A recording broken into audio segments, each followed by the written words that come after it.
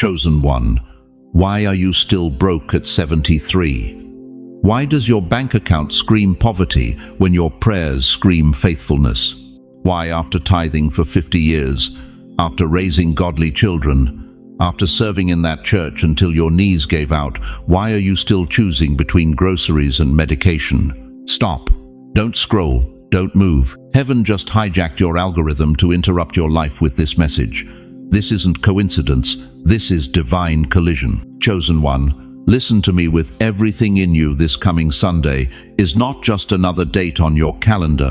It's a kairos window, a prophetic threshold, a wealth portal that opens once in your lifetime, and if you miss it, you'll spend your final years wondering what could have been. I'm talking to the grandmother in Queens who lies awake at 3 a.m. calculating pennies.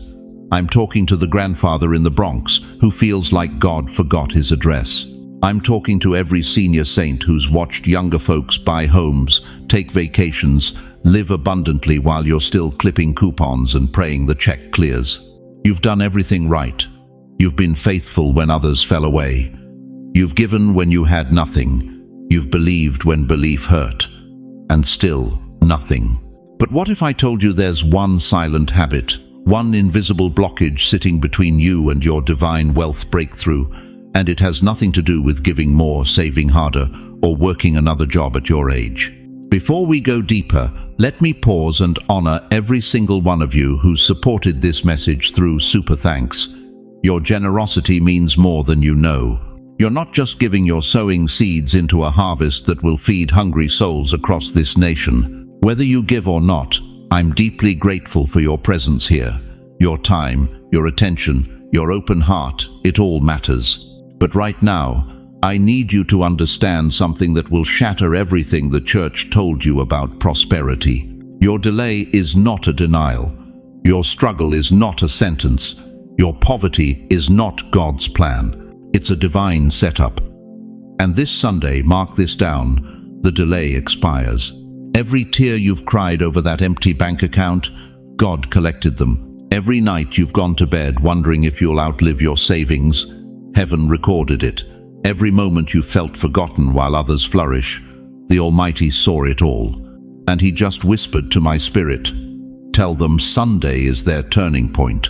Chosen one, if your spirit is already trembling, if something ancient inside you just woke up, type, I'm ready for Sunday in the comments right now. Let heaven see your agreement.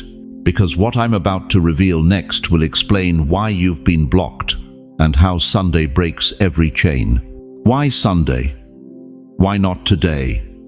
Why not yesterday, when you needed that miracle so desperately? And why, after all these years of faithful service, of sacrificial giving, of midnight prayers, why would God choose this particular Sunday to break open your financial heavens? Listen to me, chosen one. There are two kinds of time operating in your life right now, and most believers have no idea they exist.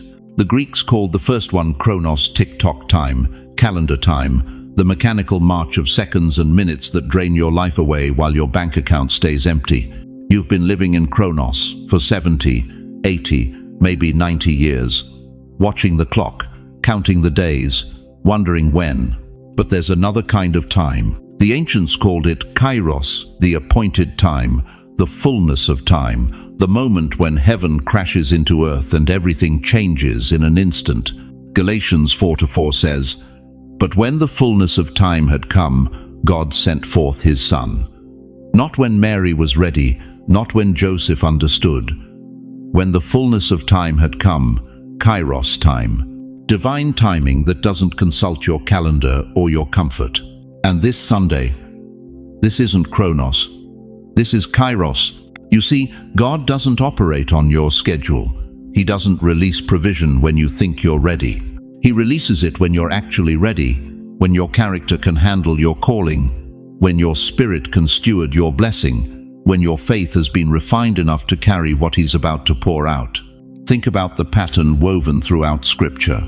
It's always the third day, always the seventh day, always the eighth day. These aren't random numbers scribbled by ancient storytellers. These are divine timestamps, marking moments when heaven moves. Jesus didn't rise on the second day, he rose on the third day. Why? Because the third day represents resurrection power. It represents the moment when what looked dead comes roaring back to life. Your finances have looked dead for how long? Your dreams of security, of leaving something for your grandchildren, of not being a burden, they've looked buried, haven't they? This Sunday is your third day. But there's more. The seventh day, the Sabbath, carries the blessing of completion and rest. For 6 days, God worked. On the seventh, he rested and blessed it. He made it holy. He designated it as the day when heaven's favor flows most freely. Sunday, the first day of the week in our modern calendar, but the 8th day in the biblical cycle represents new beginnings. It's the day of circumcision in the Old Testament, the day when covenant children were marked as belonging to God. Do you see what's happening? This Sunday sits at the intersection of resurrection power, Sabbath blessing, and new beginning anointing. It's a triple convergence that happens maybe once in your lifetime. The religious folks will tell you every Sunday is the same. The cynics will say it's just another day. But I'm telling you what the Spirit whispered to me at 2:47 a.m. last Tuesday. This Sunday is the day of first fruits for my chosen ones who've waited in the wilderness. You know what the day of first fruits meant in ancient Israel? It was the day when the harvest began. Not the day they hoped for harvest, not the day they prayed for harvest, the day the harvest actually showed up.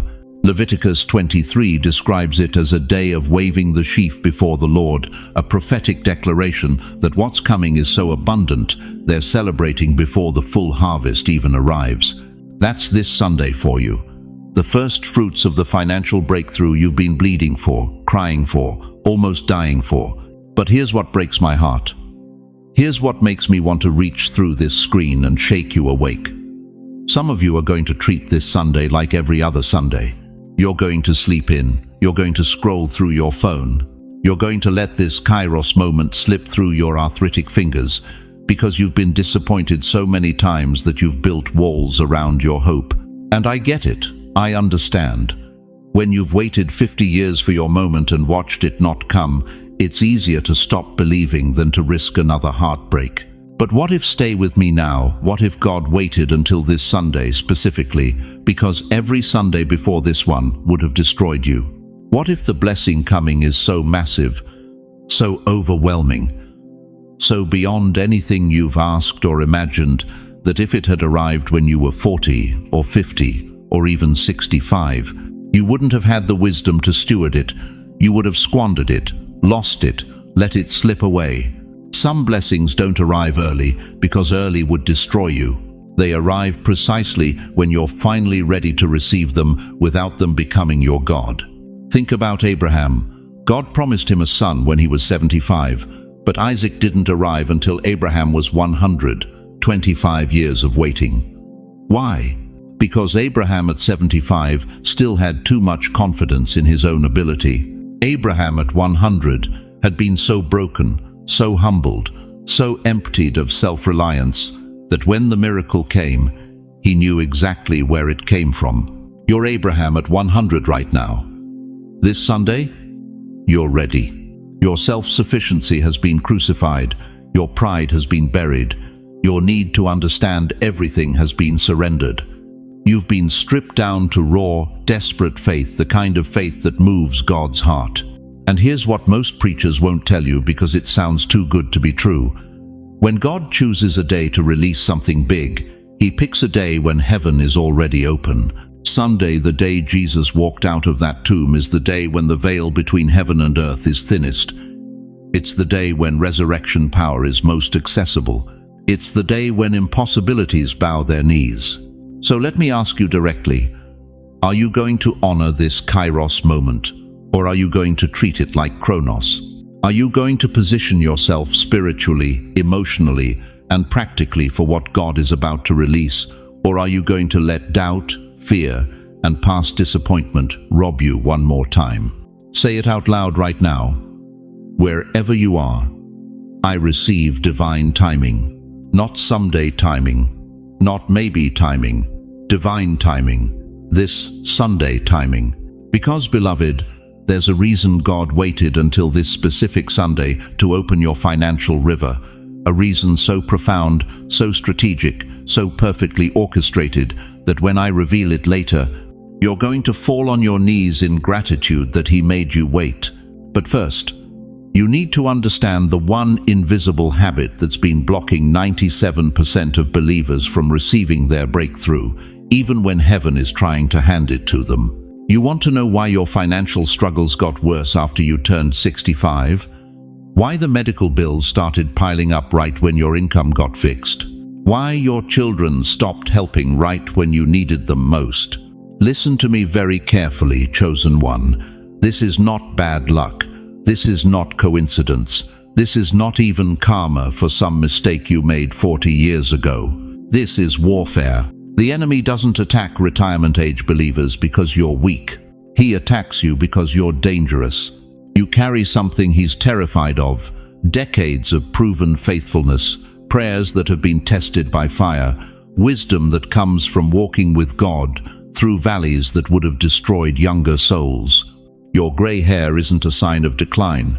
It's a crown of authority, and hell knows it. Think about this. When did the attacks intensify? Was it right after you started praying more? Right after you committed to a deeper walk with God? Right after something stirred in your spirit that said, "I'm not done yet"?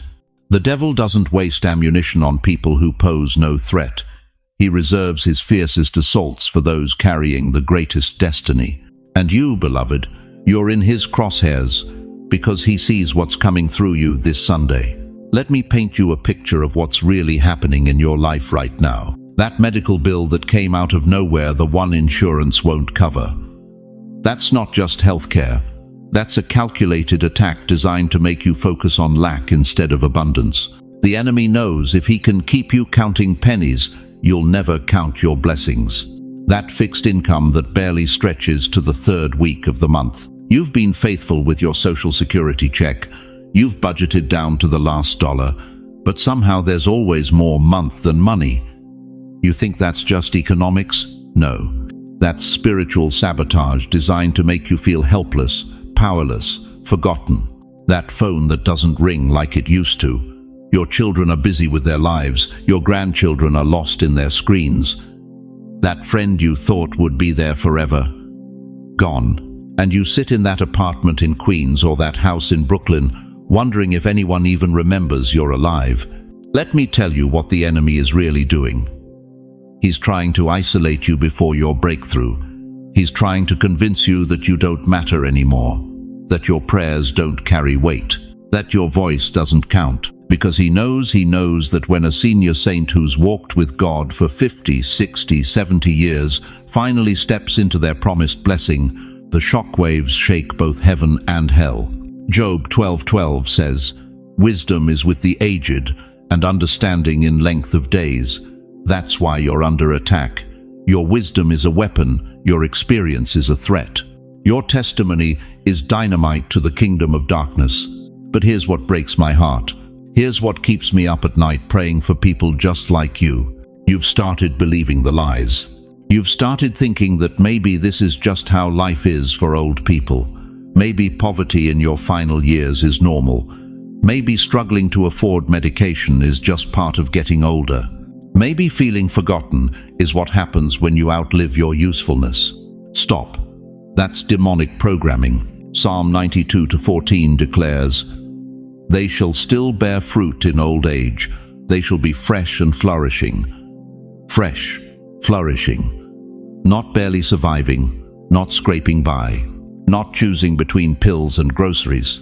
The greatest financial attack often shows up the week before the breakthrough. Has that been happening to you? Have things gotten worse lately? Have the bills gotten higher? Has the pressure gotten heavier? Has the fear gotten louder? That's not proof you're cursed. That's proof you're close. The enemy always fights hardest right before the victory.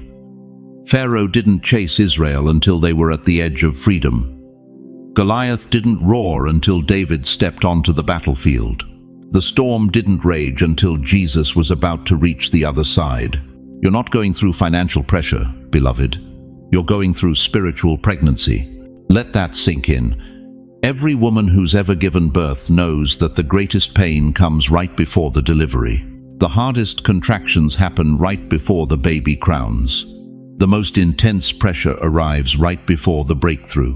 What you're feeling right now, that crushing weight on your chest when you open the mailbox and see another bill, that panic that wakes you at 3 a.m. wondering how you'll make it through next month, that shame you feel when you can't help your grandchildren the way you want to, that's not your defeat.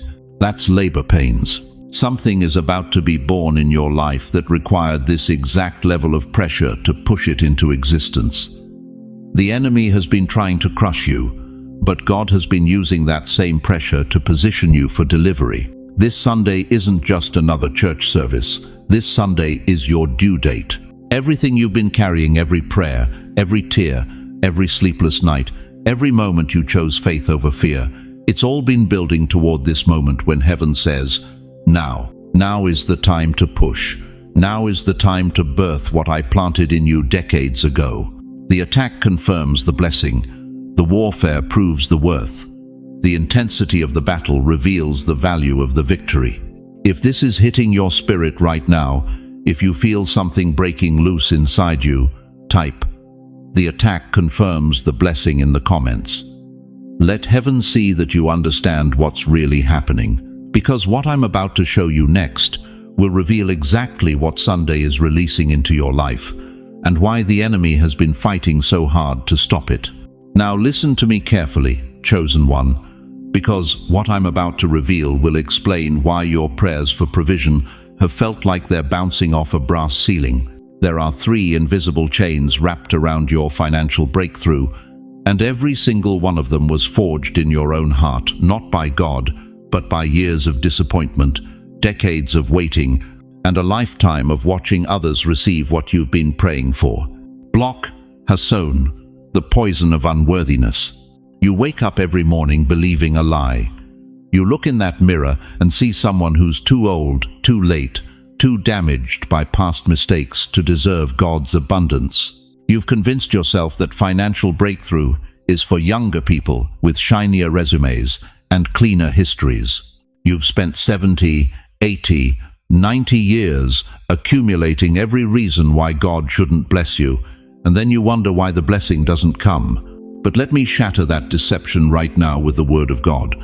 Romans 4-5 tells us, "To him that worketh not, but believeth on him that justifieth the ungodly, his faith is counted for righteousness." Did you catch that? God doesn't bless your resume. He blesses your faith. Abraham was 75 years old when God called him to wealth and nations. Sarah was 90 when she birthed the impossible. Moses was 80 when he stepped into his greatest assignment. Your age isn't your disqualification, it's your credential. Every gray hair on your head is a trophy of survival. Every wrinkle on your face is a map of faithfulness. God doesn't need you young. He needs you believing. And if the enemy has convinced you that you've missed your window, he's already won half the battle. Because unworthiness is the padlock on heaven's storehouse, and only you hold the key to break it. Block. #2, silent resentment toward God. Here's what nobody talks about in church. Here's what you've been too ashamed to say out loud. Deep in your heart, beneath all those Sunday morning hallelujahs, there's a question that won't go away. God, why didn't you help me sooner? You've watched your friends retire comfortably while you're still working at 72. You've seen people half your age buy homes while you're renting a 1-bedroom in a building with broken elevators. You've tithed faithfully for 50 years, and you're still choosing between medications and meals. And somewhere in the silence of your soul, resentment has been growing like mold in a dark basement. Let me tell you something that's going to set you free. God can handle your anger. King David screamed at God in the Psalms. Job cursed the day he was born. Even Jesus cried out on the cross, my God, why have you forsaken me?" Your honest rage doesn't disqualify you. Your religious mask does. The resentment you're hiding is creating a barrier between you and your breakthrough. It's like trying to receive a gift with clenched fists. Psalm 66:18 warns us, "If I regard iniquity in my heart, the Lord will not hear me." That word regard means to hold on to cherish, to nurse. You've been nursing a wound that needs to be released. Right now, I need you to do something radical. Whisper it if you have to, but say it. God, I've been angry at you. I've questioned your timing. I've doubted your goodness. But I'm releasing it now. That confession just unlocked something in the heavenly realm that your Sunday smiles never could. Block. #3. Emotional freezing. This is the deadliest block of all, and it's the one Satan uses to keep even the most faithful believers in perpetual poverty. You've hoped before. You've believed before. You've declared breakthrough before. And you've been disappointed before. So many times that your heart has learned to protect itself the only way it knows how, by refusing to hope again. You've built walls around your expectations.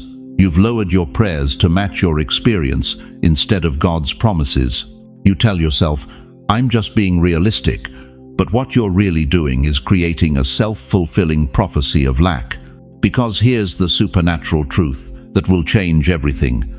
Hope is the magnetic frequency that attracts divine provision.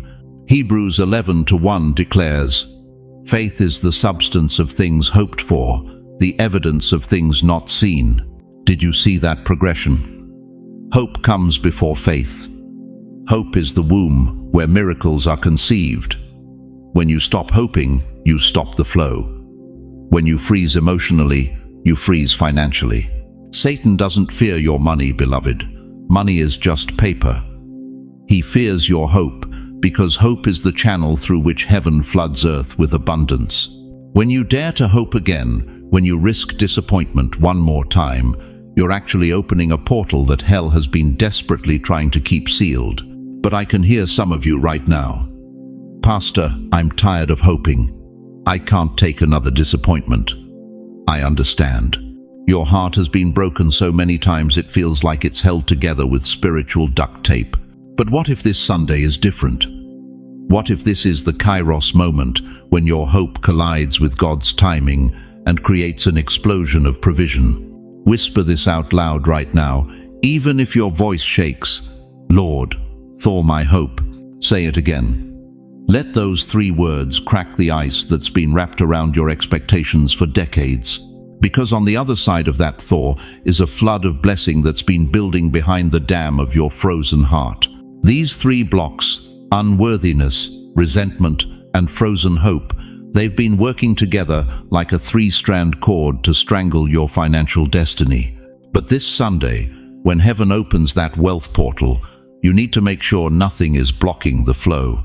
The question burning in your spirit right now is this: what exactly happens on Sunday that makes it different from every other day you've prayed for breakthrough? Let me tell you what's coming this Sunday, and I need you to listen like your entire future depends on it, because it does. This isn't about winning the lottery. This isn't about some prosperity gospel nonsense where you name it and claim it. What's arriving this Sunday is something far more powerful, far more permanent, far more personal than anything you've been taught about breakthrough. Divine wealth for you at 70, at 80, at whatever age you're carrying right now looks like waking up Sunday morning and for the first time in decades, that crushing weight on your chest is gone. That anxiety that greets you before you even open your eyes, vanished. That knot in your stomach when you think about your bank account, dissolved. It looks like financial clarity breaking through the fog. You know that confusion you've been living in, where you can't think straight about money, where every decision feels paralyzing, where you're afraid to check your mailbox because it might be another bill you can't pay. That fog lifts. Suddenly, impossibly, you can see, you can think, you can breathe. It looks like provision showing up from directions you never even prayed toward. The insurance check you weren't expecting, the debt that gets mysteriously cancelled, the bill that arrives marked paid in full when you know you didn't pay it. The phone call from a family member you haven't heard from in years, saying, "I've been thinking about you, I want to help." I'm talking about opportunities that come to you instead of you chasing them. At your age, you're done running. You're done begging. You're done applying and being rejected. This Sunday initiates a season where favor finds you, where provision pursues you, where wealth seeks you out because heaven has your address and hell can't block the delivery anymore. Picture this. It's like that moment when the sun rises over the Hudson River. You've seen it if you've lived in this city long enough. It doesn't rush. It doesn't announce itself with trumpets. It just comes. Slow, golden, undeniable. The darkness has to retreat.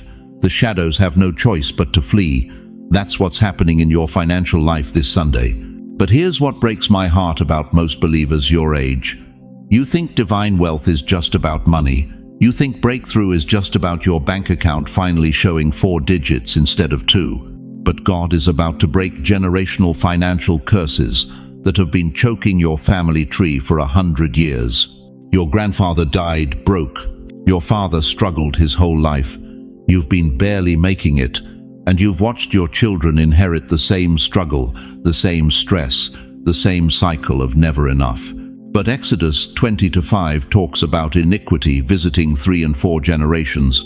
Well, beloved, blessings work the same way. When God breaks the curse on you this Sunday, it breaks for your children, your grandchildren, and the great-grandchildren you haven't even met yet. This is bigger than you. This Sunday isn't just your liberation day, it's your family's emancipation proclamation. Think about the Israelites at the Red Sea. For 400 years they'd been slaves in Egypt. Generations born in bondage, lived in bondage, died in bondage. But when Moses stretched out his hand over that water, everything changed. Not gradually, not slowly, instantly. Exodus 14:21 says, "The Lord drove the sea back and turned it into dry land." One night, one moment, one move of God. 4 centuries of oppression ended in hours. That's this Sunday for you. You've been waiting 40 years, 50 years, 60 years for financial breakthrough, for the anxiety to stop, for the shame of poverty to lift, for the humiliation of asking for help to end. Your Sunday is coming, but I need you to understand something that's going to shake you. In part 7 of this message, I'm going to reveal the one instruction, the one specific action you must take Sunday morning to activate everything heaven has prepared. Miss this instruction, and you'll spend the next 10 years wondering why everyone else got their breakthrough and you didn't. Your provision has been ready for years. The warehouse in heaven with your name on it has been fully stocked. The accounts have been filled. The resources have been allocated. The miracles have been packaged and addressed to you. You weren't waiting on God. God was waiting on you. He wasn't preparing your blessing. He was preparing you to handle your blessing. Because if he'd given you this wealth 10 years ago, it would have destroyed you. If he'd opened this floodgate when you first asked, you would have drowned. You weren't ready for the responsibility, the stewardship, the spiritual warfare that comes with divine wealth. But you are now. Every sleepless night taught you dependence. Every closed door taught you to trust his timing. Every no from man taught you to wait for yes from God. Every financial crisis that should have broken you instead built something in you that can now carry what's coming. Proverbs 13:22 declares, "A good person leaves an inheritance for their children's children." Not just for your children, for your children's children. This Sunday starts the generational shift. This is your Red Sea moment. If this is resonating in your spirit right now, if something ancient in you is waking up, say it out loud where you are. Prepare me, Lord, because preparation time is over. Activation time is here. And what happens next will require you to understand exactly why you've been blocked for so long. You want to know why it took so long, why you've been praying for financial breakthrough since 1987 and it's now 2025. Why you watched your friends retire comfortably while you're still worried about next month's rent. Let me tell you something that's going to crack your heart wide open. God waited because your heart wasn't healed enough to handle abundance. I know that stings. I know you want to argue with me right now. But stay with me, beloved. Think back to who you were 20 years ago, 30 years ago, 40 years ago. Remember that version of yourself, the one who would have given everything to your ungrateful daughter, who only called when she needed money. The one who would have bailed out your son for the 7th time. The one who would have written a check to that church that used you and forgot your name. If God had opened the floodgates back then, you know exactly where that money would have gone. Straight into the hands of people who saw you as an ATM, not a parent. Straight into the pockets of family members who mistook your kindness for weakness. Straight into ministries that took your faithfulness and gave you a seat in the back row. Proverbs 13:22 says, "A good man leaveth an inheritance to his children's children." But notice it doesn't say to foolish children. It doesn't say to users. It doesn't say to manipulators who show up only when they smell money. God waited because the people who would have used you are no longer around you. Look around your life right now. Really look. Where's that friend who always needed to borrow $20? Where's that family member who guilt-tripped you every Thanksgiving? Where's that pastor who made you feel small when you couldn't give more? They're gone, aren't they? Some moved away. Some showed their true colors, and you finally set boundaries. Some you had to release with tears and trembling hands because God whispered, "Let them go, they're blocking what I'm sending." Every person God removed from your life wasn't punishment, it was preparation. He was clearing the landing strip. He was removing the leeches before he released the blessing. Because what's coming this Sunday is so substantial, so overwhelming, so abundantly more than you've imagined. He needed to make sure the wrong hands couldn't touch it. Psalm 23:5 declares, "Thou preparest a table before me in the presence of mine enemies." Do you understand what that means? God doesn't just bless you. He blesses you in front of the people who said you'd never amount to anything. He sets a feast while your doubters watch.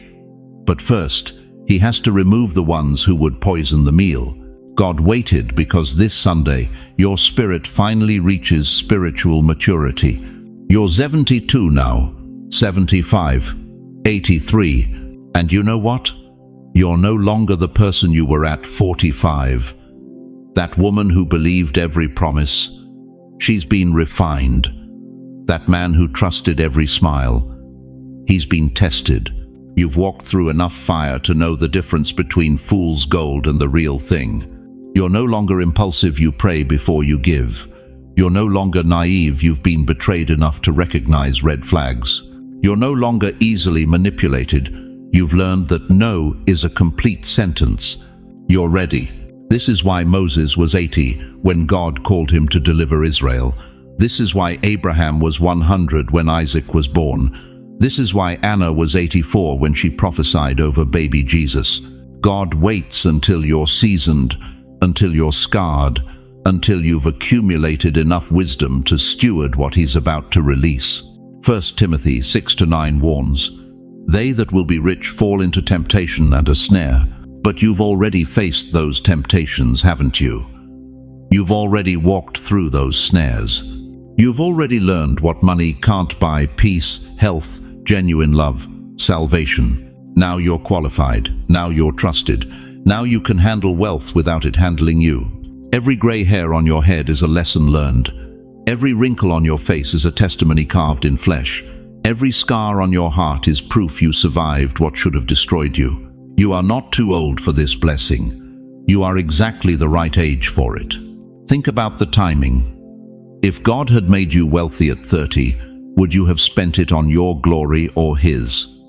If abundance had come at 50, would you have used it to build his kingdom or your comfort? But now you know that every dollar is a tool, every blessing is a responsibility, every provision is a chance to demonstrate his faithfulness to a generation that's forgotten how to trust him. Delay wasn't punishment, it was protection. Every closed door protected you from settling for less. Every financial struggle taught you dependence. Every moment you had to trust God for your next meal prepared you to trust him with millions. You thought he was withholding. He was withholding you, holding you back from blessings that would have destroyed you, keeping you safe until you could carry the weight of his favor without breaking. This Sunday isn't random. It's strategic. It's the culmination of decades of divine preparation. It's the moment when God says, now you're ready. Now I can trust you with this. Right now, declare it out loud wherever you are. Say it until your spirit believes it. My delay protected me. Because, beloved, if you can receive this truth, if you can finally see that every year of waiting was a year of being shaped, then you're ready to understand the one blockage that's kept 97% of believers from receiving what's already been released in heaven, and I'm about to expose it. Now listen to me very carefully. Chosen one, because what I'm about to tell you is the difference between waking up Monday morning in the same financial prison you've lived in for decades, or waking up in a reality so transformed that your own children won't recognize your bank account. You want to know why your breakthrough keeps circling but never landing. You want to know why blessings seem to pass over your house like you're invisible. You want to know why God opens doors for others but yours stay locked. It's not your faith. It's not your giving. It's not your prayers. It's your timing. See, here's what nobody told you about divine wealth transfers. Heaven doesn't drop blessings on closed runways. God doesn't pour abundance into scattered minds. The Almighty will not release financial miracles to someone who gives him their leftovers. And that's exactly what you've been doing your whole life, isn't it? You wake up, you grab that coffee, you turn on the news, you scroll through your phone, you stress about bills, you worry about your grandkids, and then, maybe, if there's time left over, you whisper a quick prayer before your day runs away from you. Leftovers. You've been giving the Creator of the universe your leftovers, but this Sunday, mark this moment, everything changes. Because I'm about to give you the one instruction that will create a landing strip for the wealth that's been circling your life for years. This Sunday morning, before you do anything else, before that first sip of coffee, before you check if your Social Security hit your account, before you turn on Channel 7 News, before you reach for that phone to see what your daughter texted, I need you to give God the first 10 minutes of your day. Not the last 10 minutes, not the leftover 10 minutes, the first 10 minutes. And in those 10 minutes, you're going to speak one sentence out loud. Not in your head, out loud, with your voice, with authority. You're going to say, Lord, I open every door you are opening this morning. That's it, 10 minutes, one sentence. But let me tell you what happens in the spiritual realm when you do this.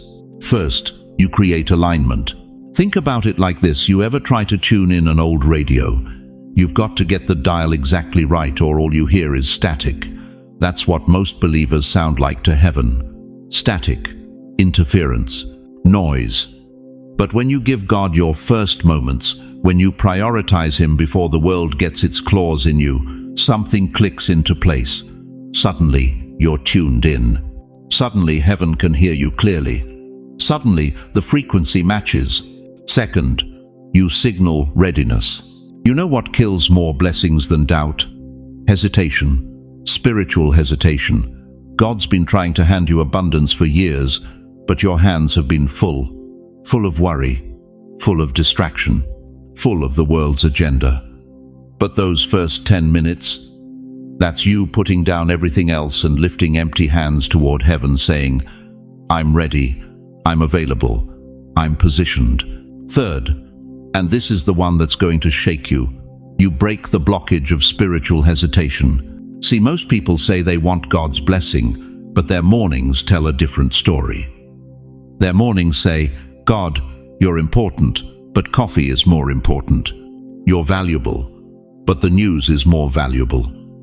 You're priority, but my phone is more priority. And heaven watches, heaven takes notes. Heaven says, they're not ready yet. The blessing would be wasted on someone who won't even give me their morning. But when you flip that script, when you say, God, before anything else touches my day, you get me first, that's when everything shifts. Let me give you a prosperity metaphor that's going to settle in your spirit. When heaven sends wealth, it needs a landing strip. You ever watch a plane try to land? The runway has to be clear. No debris, no obstacles, nothing in the way. Those 10 minutes you give God this Sunday morning, that's you clearing the runway. That's you removing every piece of spiritual debris, every worry, every distraction, every competing voice.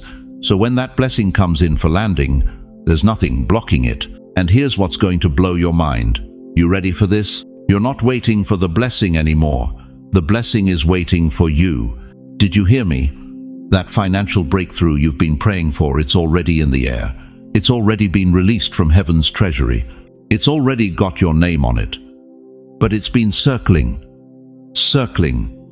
waiting for you to clear the runway, waiting for you to create the space, waiting for you to prioritize the giver before you reach for the gift.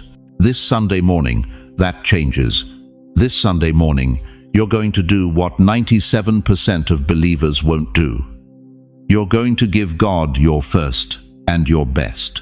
And when you do, when you speak those words, Lord, I open every door you are opening this morning, something's going to unlock that's been sealed for decades.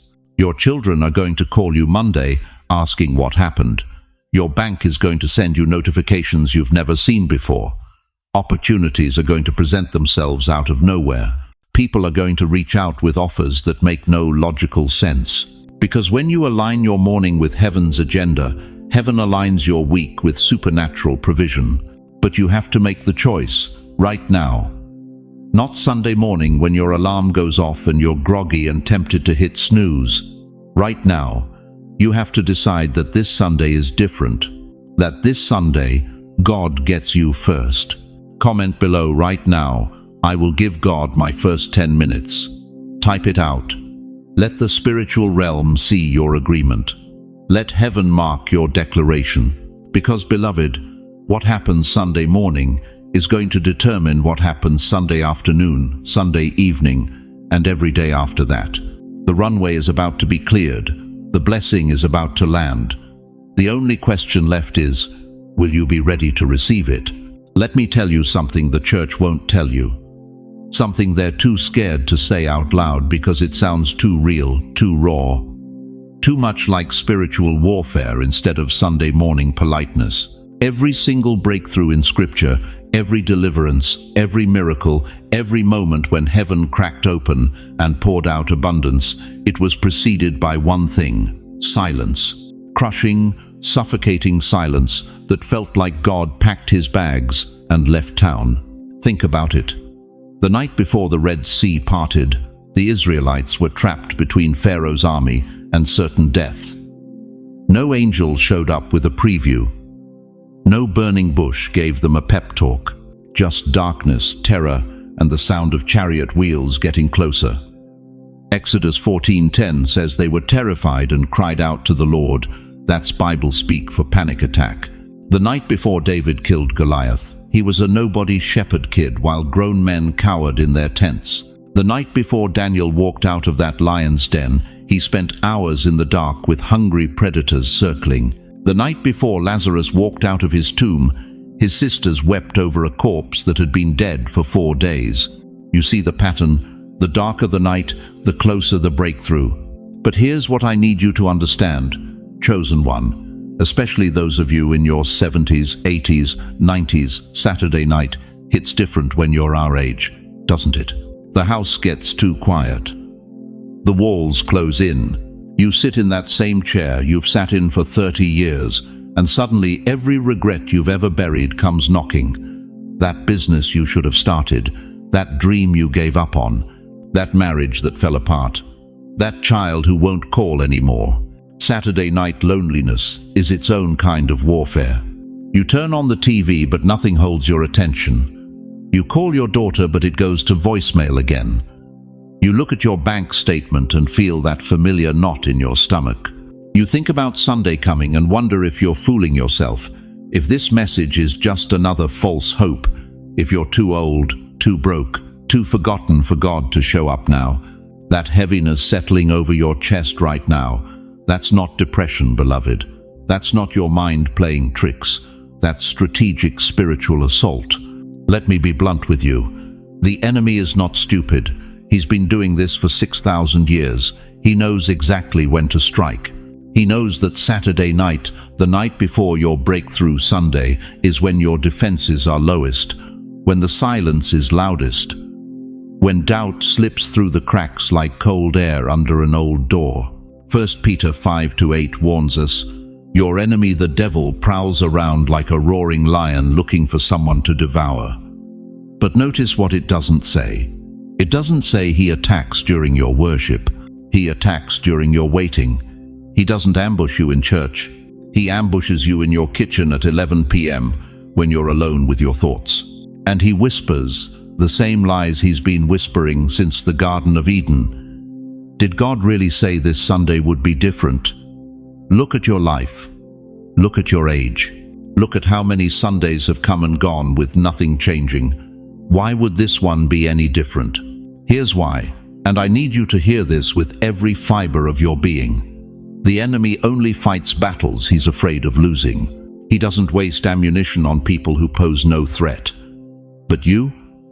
The fact that he's hitting you this hard on Saturday night means Sunday terrifies him. Think about Job.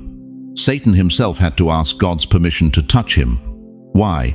Because Job carried something hell couldn't afford to ignore. And after everything was stripped away, his wealth, his children, his health.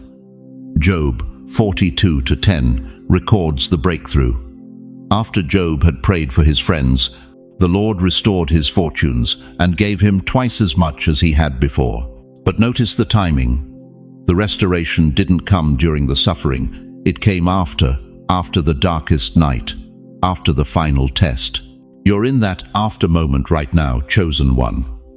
Saturday night is your final test before Sunday's restoration. Every heavy feeling, every old memory surfacing, every doubt creeping in, it's not random. It's the enemy's last desperate attempt to make you fold before the hand pays out. I've seen this pattern too many times in 50 years of ministry. I've watched believers get right to the edge of their breakthrough, right to Saturday night, and then withdraw. They talk themselves out of it. They decide they were being foolish. They let Saturday's darkness convince them Sunday's promise was just wishful thinking. And they wake up Monday morning still broke, still lonely, still stuck, wondering what could have been if they'd just held on one more night. Here's what I need you to do right now. Look around your apartment, your house, wherever you're sitting. See that emptiness. See that silence. See that loneliness pressing in. Good. Stare it down. Because Saturday night doesn't get to write Sunday's story. The darker the night feels, the closer the breakthrough stands.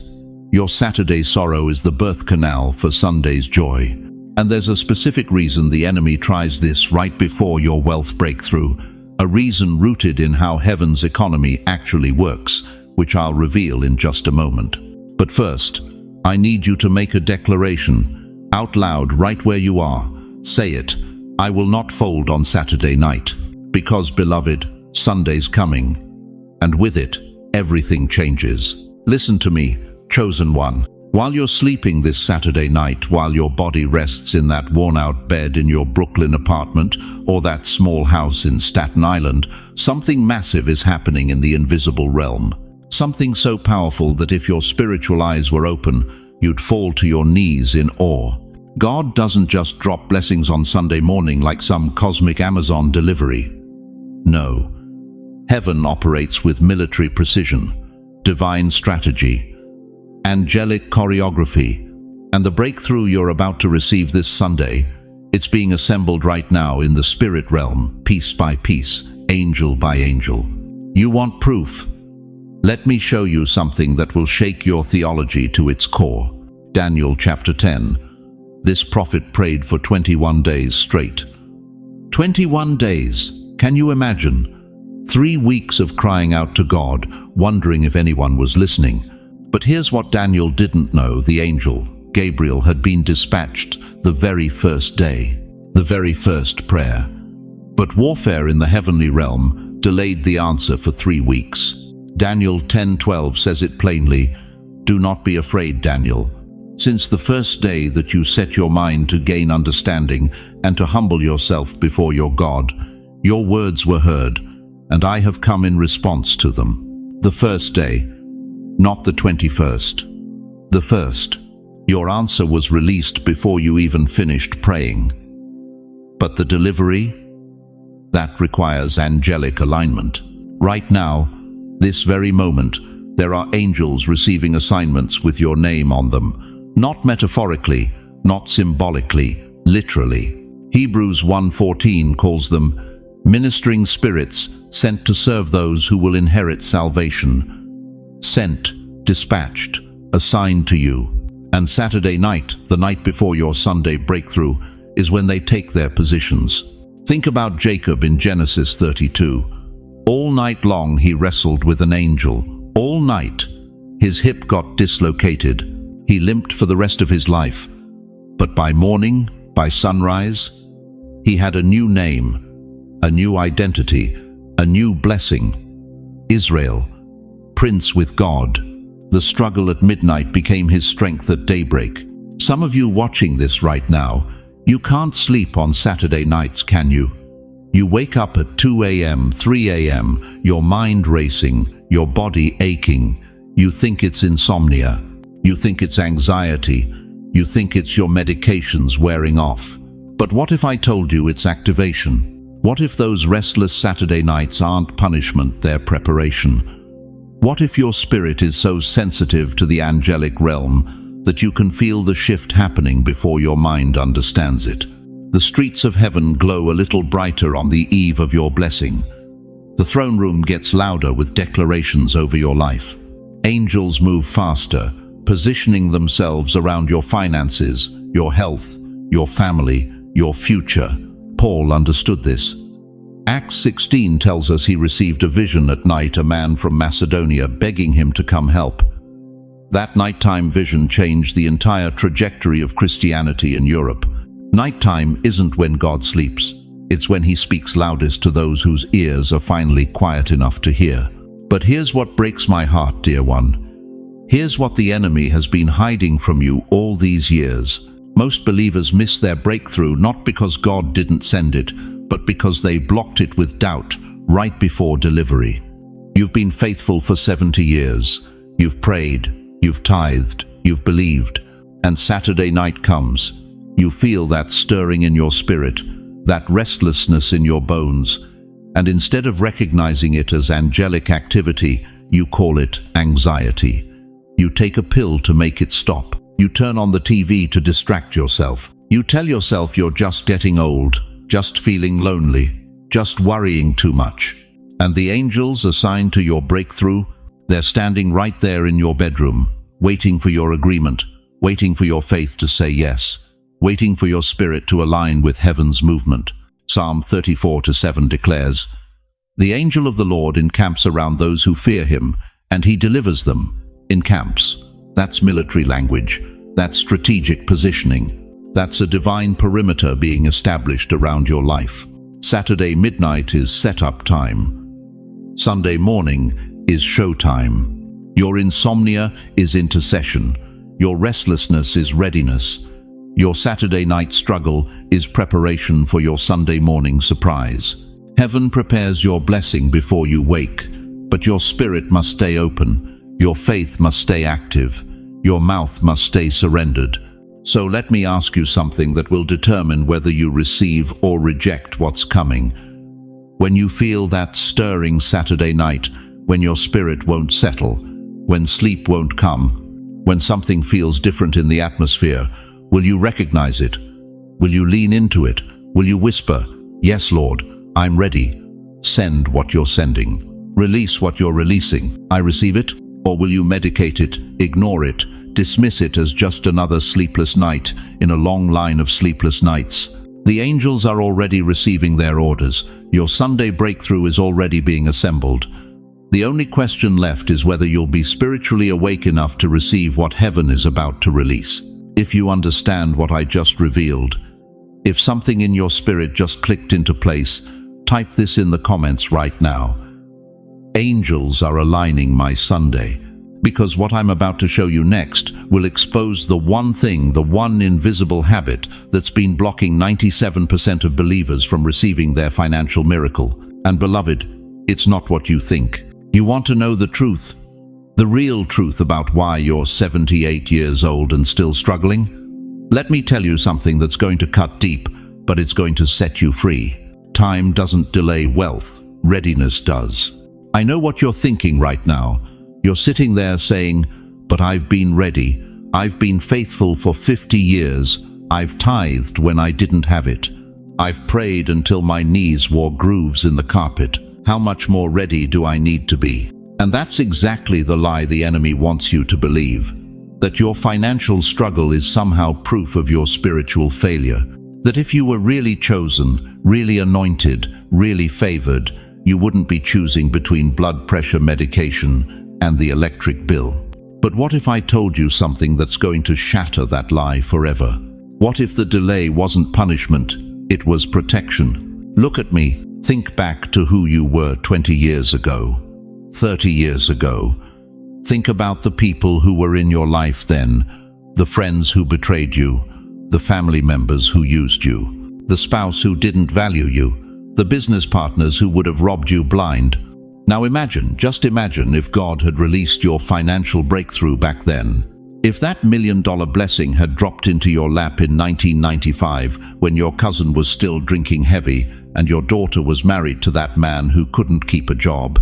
If that wealth transfer had happened in 2008 when your son-in-law was gambling and your sister was always calling with her hand out, you think the delay meant God forgot you?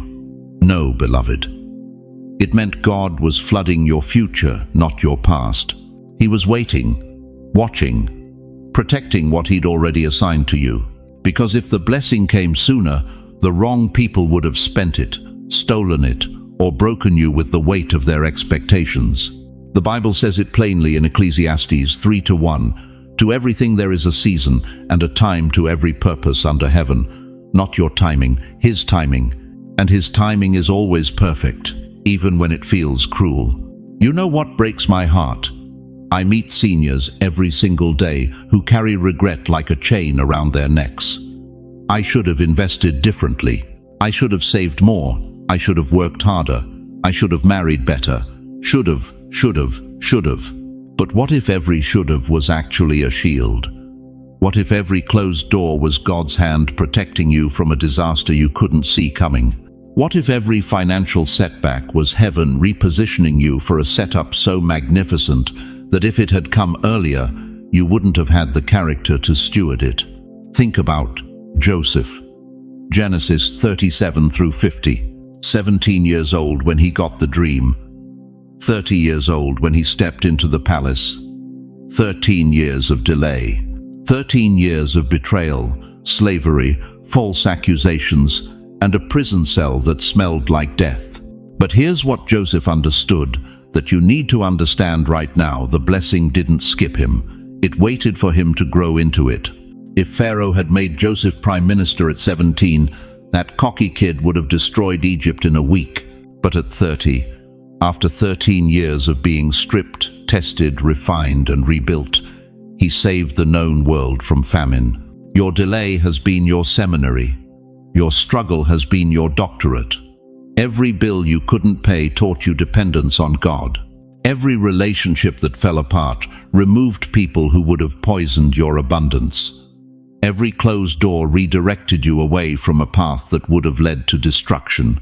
You weren't being punished, chosen one. You were being prepared. But there's one last spiritual law you must understand before Sunday arrives. One final piece of this prophetic puzzle that will determine whether you receive or reject what's coming. And when I reveal it in just a moment, everything you've been through is going to suddenly make sense. Because here's what heaven just downloaded into my spirit: the blessing didn't skip you. It waited for you to outlive the people who would have destroyed it. It waited for you to outgrow the version of yourself that would have squandered it. It waited for you to become the person who could handle it without losing your soul. You're not behind schedule, you're right on time. And this Sunday, every year of waiting is about to pay compound interest. Say it out loud right now, wherever you are. Say it until you feel it in your bones. I outlived the delay. But the question that's going to determine whether Sunday changes your life or passes you by is this: Are you ready to understand the one thing that's been blocking the release? You want to know the real reason you're still struggling at 75? It's not because God isn't sending blessings. It's because you keep sending them back. Let me tell you something that's going to cut deep. I've watched saints for 5 decades, faithful, praying, tithing saints reject their own miracles with 2 words: I'm fine. Your daughter offers to pay your electric bill. I'm fine. Your neighbor brings you groceries. I'm fine. The church wants to help with your medication. I'm fine. Someone tries to bless you with a check. Oh no, I couldn't possibly accept that. Couldn't you? Or won't you? Because here's the truth nobody's telling you from that pulpit. Every time you refuse a blessing, you're not being humble. You're being disobedient. Listen to me carefully, chosen one. When Peter told Jesus, "You shall never wash my feet," do you remember what Jesus said? John 13:8, "Unless I wash you, you have no part with me." That wasn't a suggestion. That was a spiritual law. If you refuse to receive, you disqualify yourself from the very relationship you're praying for. You've spent 70, 80 years giving. Giving to your children, giving to your church, giving to everybody who had their hand out. You gave when your cupboard was bare. You gave when your bank account was crying. You gave until you had nothing left. And now, right now, when heaven is trying to pour back into you, you're blocking the flow with false humility. You call it being humble. God calls it pride. Because who are you to tell the Almighty that His provision isn't good enough? Who are you to reject what He sent through human hands? Who are you to decide that you're the one person on earth who doesn't deserve to be blessed? That's not humility, beloved. That's self-righteousness disguised as sacrifice. Let me paint you a picture that's going to shake you. You're sitting in your kitchen right now, praying for a financial miracle, praying for provision, praying for relief. And while you're praying, your neighbor knocks on your door with a gift card. What do? You say, "Oh, I can't take that. Give it to someone who really needs it." And you just slammed the door in God's face. You think He only answers prayers with lightning bolts and bank errors in your favor. He answers through people, through opportunities, through doors that open when you're not looking. But if you refuse every answer because it doesn't look spiritual enough, you'll die waiting for a miracle that already came. Here's what breaks my heart. You feel guilty receiving because somewhere along the way, somebody told you that godly people don't have needs, that spiritual people just suffer quietly, that real Christians are supposed to give until they're empty and then smile about it. That's a lie straight from hell. Jesus said in Luke 6:38, "Give, and it will be given to you. A good measure, pressed down, shaken together, and running over, will be poured into your lap." Did you catch that? Will be given to you. Not might be, not if you're worthy. Will be. But here's the part that'll wreck you. You can't receive a running over blessing if your hands are clenched shut. An empty cup doesn't overflow. Not in your kitchen, not in prayer, not in your bank account. You've been so focused on being the blessing that you forgot you cannot pour from an empty vessel. You cannot give what you refuse to receive. That grandson who wants to pay your rent, that's not charity. That's God using him as a delivery system. That friend who offers to drive you to your appointments, that's not pity. That's divine provision with a human face.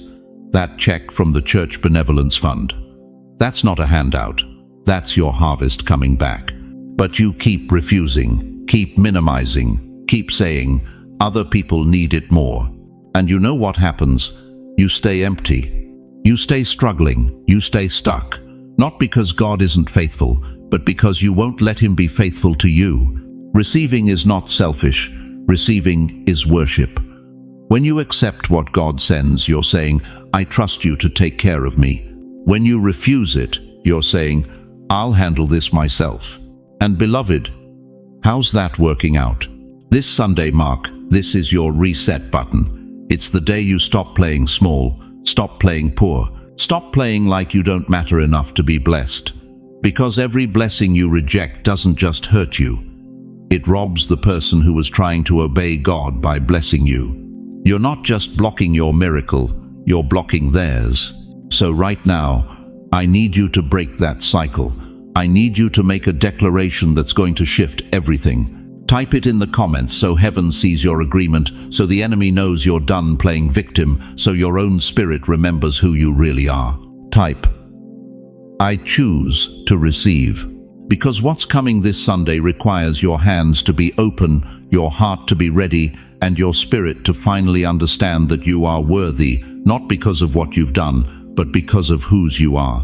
But there's something else blocking you that nobody's talking about. Something deeper than just refusing help. And if you don't understand this next truth, Sunday's breakthrough will pass you by like every other opportunity you've missed. Now listen to me very carefully, chosen one, because what I'm about to give you isn't theology. It's a key, a literal spiritual key that's been hidden in plain sight for your entire life. And this Sunday morning, before the sun fully breaks over your window, before your phone starts buzzing, before the noise of the world drowns out heaven's voice, you're going to turn it. You've been sitting in church for 50, 60, 70 years, waiting for someone to activate you. But nobody can activate what God already placed inside you before you took your first breath. The power isn't out there, beloved. It never was. It's been dormant in your chest, waiting for you to remember the combination. This Sunday, you're not begging God for wealth. You're unlocking what He already deposited in your account before the foundations of the world were laid. Jeremiah 29:11 says, I know the plans I have for you, plans to prosper you and not to harm you. But here's what the preachers won't tell you: God's plan doesn't activate itself. Your agreement is the final switch. Your voice is the password. Your Sunday morning posture determines whether heaven's vault stays locked or swings wide open. So here's exactly what you're going to do, and I need you to write this down right now, because the enemy is going to try to make you forget it the moment this video ends. Sunday morning. Before you do anything else, before coffee, before the news, before you check if your social security hit your account, you're going to sit in the quietest room of your house, kitchen table, bedroom chair, wherever you can be alone with the Almighty for 3 minutes. 3 minutes. That's all heaven needs when you show up intentional. You're going to place your hand right here on your chest. Feel that heartbeat. That's not just biology, beloved. That's the rhythm of eternity pulsing through mortal flesh. Every beat is God reminding you, you're still here for a reason. Now close your eyes, and I want you to whisper, not shout. Whisper, Lord, open what's mine. Say it again. Lord, open what's mine. One more time. Let your spirit feel the weight of those words. Lord, open what's mine. You're not asking for something new. You're claiming something ancient. Something that's had your name on it since before Abraham left Ur, since before Moses saw the burning bush, since before Sarah laughed at the impossible and then birthed it 9 months later. Now breathe, slow, deep, 3 times. When you open, heaven opens. When you breathe, heaven breathes. When you speak, heaven responds. Feel that shift in the atmosphere. That's not your imagination. That's the spiritual realm recognizing authority. Because here's what the young people don't understand yet. What they can't understand. You carry weight they haven't earned. You've got decades of faithfulness behind your words. You've got scars that prove you didn't quit when quitting would have been easier. You've got grey hair that heaven sees as a crown of glory. Proverbs 16:31 declares, grey hair is a crown of splendor. It is attained in the way of righteousness. You think your age disqualifies you. Your age is your weapon. Every wrinkle is a battle scar. Every year is accumulated authority. Now here's the part that's going to wreck you. As you sit there with your hand on your chest, breathing, whispering, agreeing with heaven, I want you to visualize light, pure, white, holy light pouring through your ceiling, filling your kitchen, covering your home, seeping into every corner where poverty has been hiding, where fear has been squatting, where lack has been lying to you about your future. See it in your mind. See that light touching your refrigerator, the one that's been half empty too many times. See it covering your mailbox, the one that's delivered too many bills and not enough blessings. See it washing over your bank account, your medicine cabinet, your life. That light isn't symbolic, beloved. 2 Corinthians 4-6 tells us, God, who said, "Let light shine out of darkness," made his light shine in our hearts. The same God who spoke light into existence at creation is speaking it into your situation right now. But here's the mystery they don't teach in Sunday school. You're not activating the blessing. You're activating you. The blessing has been waiting on you to wake up. The provision has been circling your house like manna in the wilderness, waiting for you to step outside and collect it. For 3 minutes this Sunday, you become the portal, you become the doorway, you become the access point where heaven's economy intersects with earth's reality. When you open, heaven opens. When you breathe, heaven breathes. When you speak, heaven responds. This isn't meditation. This isn't positive thinking. This is spiritual warfare disguised as worship. This is you taking back territory the enemy has stolen through lies, through delay, through making you believe your season has passed. Your season hasn't passed, chosen one. It's just beginning. But it requires this moment, this Sunday, this 3-minute activation that separates those who merely survive from those who suddenly thrive. If you're ready to stop being a victim of circumstances and become a victor through Christ, if you're ready to activate what's been dormant for decades, type right now in the comments, "I will activate my Sunday." Let heaven see your agreement. Let the angels take note. Let the enemy know his time of stealing from you is over. Because what happens after you activate changes everything. And that's exactly what I'm about to show you next. You know what keeps you awake at 2 a.m.? It's not just the bills, it's the faces. Your daughter who hasn't called in 3 years, your grandson who doesn't know your middle name, your son who thinks you're just old, irrelevant, a burden waiting to happen. You raised them, fed them, sacrificed vacations you never took so they could have what you never had. And now they're too busy for a phone call, too occupied for Sunday dinner, too distracted to remember that you're still here, still breathing, still mattering. And the enemy whispers in your ear every single night, "You failed. Your legacy is broken children and empty chairs at Thanksgiving." But beloved, what if I told you that lie is about to shatter this Sunday? Listen to me carefully. Your financial breakthrough isn't just about you finally having enough. It's not just about paying off that credit card or fixing your car or buying groceries without checking your account first. This goes deeper than your wallet. This goes into your bloodline. Exodus 20-6 says, "God shows love to 1,000 generations of those who love me and keep my commandments." 1,000 generations.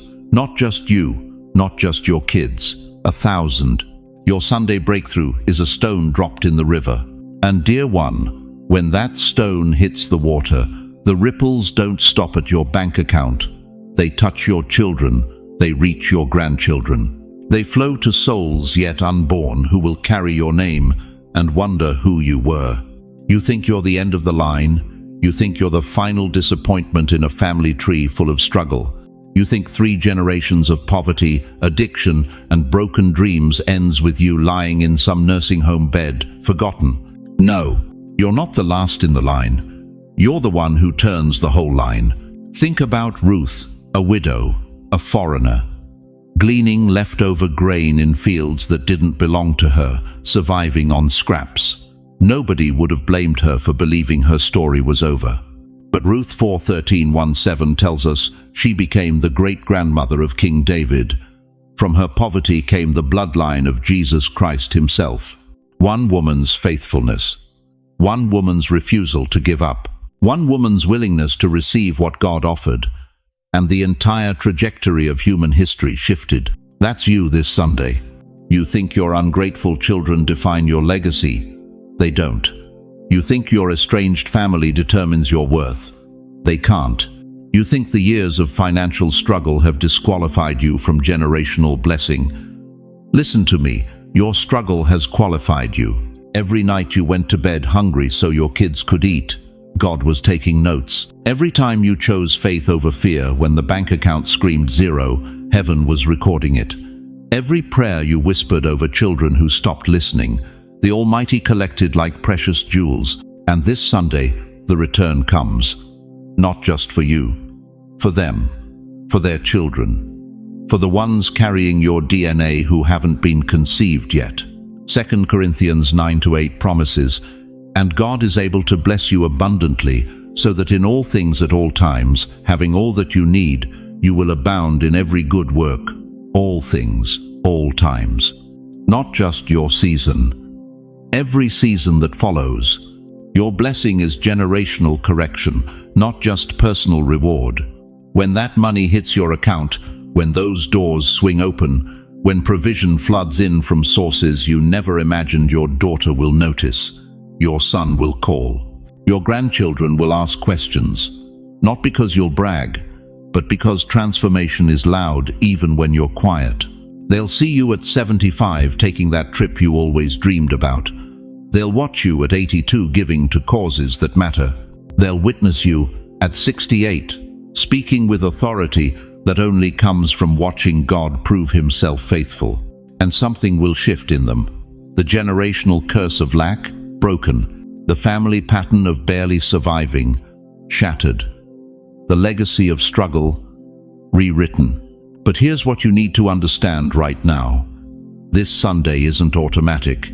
This breakthrough requires your agreement, your faith, your willingness to receive what your family tree has been praying for across decades. Say it out loud right now, wherever you are. My breakthrough heals my bloodline. Say it until your spirit believes it. Say it until heaven hears it.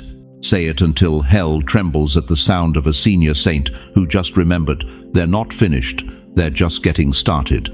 Because, beloved, what's coming this Sunday isn't just your miracle, it's your children's inheritance, your grandchildren's hope, your great-great-grandchildren's testimony about the elder who changed everything. The question burning in the atmosphere right now is this: are you ready to be the turning point, or will you let fear keep you at the same broken place your ancestors died in? Beloved chosen one, as we stand at the threshold of this divine moment together, I need you to hold on to 3 eternal truths with everything in you. First, this Sunday is not just another date.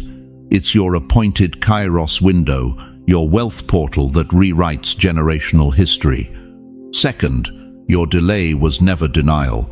It was divine setup, positioning you for breakthrough that will echo through bloodlines yet unborn. And third, the one thing blocking 97% of believers from their financial miracle isn't lack of faith, it's lack of expectation. But that changes today. You are not walking this path alone. The God who parted the Red Sea is still moving on your behalf right now. The same Spirit that raised Christ from the dead is working in your situation this very moment. And beyond that, you have a community right here, thousands of saints who understand your struggle, who've walked your valley, who are ready to stand with you in prayer. We see you, we believe for you, we will not let you fall.